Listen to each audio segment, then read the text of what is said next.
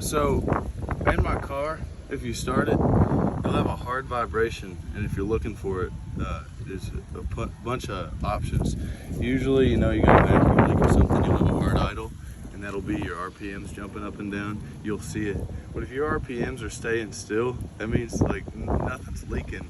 It's clearly just a mount. So you'll notice here, went to get my motor mount. This is the old one. The whole engine is balanced on a few motor mounts, about 4 of them. You hear that? This rubber here is gonna be down. See, it's leaking out of there. Over here, that one picked up for like 160. There's not gonna be anything. It's all real smooth, and that can eliminate your entire motor.